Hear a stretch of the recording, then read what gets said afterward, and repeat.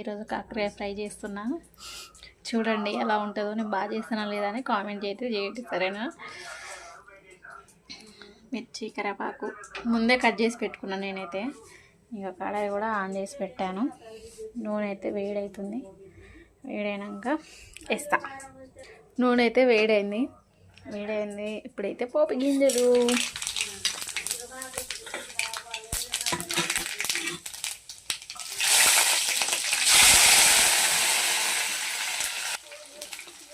నూనె బాగా వేడైంది.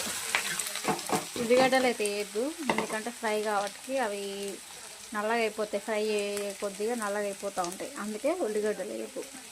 నేనైతే వేయను. మరి మంచిగా కలపాలి. కలుపుకున్నాక మూత కూడా పెట్టద్దు. మూత పెడితే చేదు అనేది అందులోనే ఉండిపోయి చేదుగా ఉంటుంది. చేదు ఉండకుండా ఉండాలంటే గాలి ఆవిరి అనేది బయటకు వెళ్ళిపోవాలా. అందుకే మనం మూత అయితే పెట్టుకోకూడదు. పసుపు అయితే నేను ఇప్పుడు వేయను, తర్వాత వేస్తాను. బాగా మగ్గాలి అప్పుడు, కానీ పసుపు వేస్తా కొంచెం అయినాక. ఇప్పుడే వేయను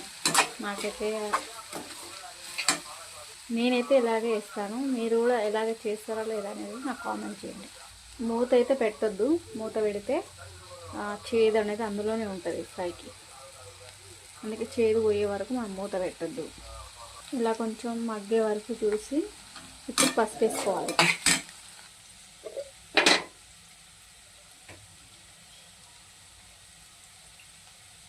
పసుపు వేసుకొని కలుపుకొని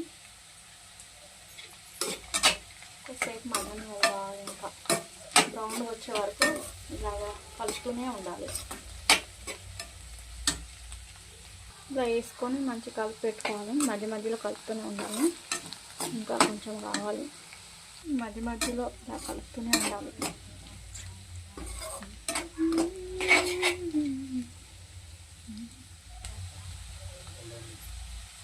ఇప్పుడు పెట్టుకోవచ్చు మూత.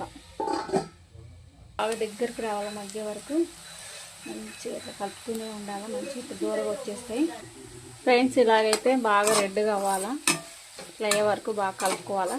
నేనైతే ఫస్టే కారం అయితే కలిపి పెట్టుకున్నాను, ఎల్లిపాయ కారం. కొంచెం సాల్ట్, కొంచెం ఒక 5-6 ఎల్లిపాయ గడ్డలు, కారం, ఉప్పు అన్నీ వేసుకొని మంచిగా దంచి అయితే పెట్టుకున్నాను నేనైతే. ఇప్పుడు అది మగ్గాక ఇప్పుడు దాంట్లో వేస్తాను కారం. కాకరకాయ ఫ్రై అయిపోయింది. ఇప్పుడు కారం వేసినాం అనుకో సూపర్ ఉంటుంది.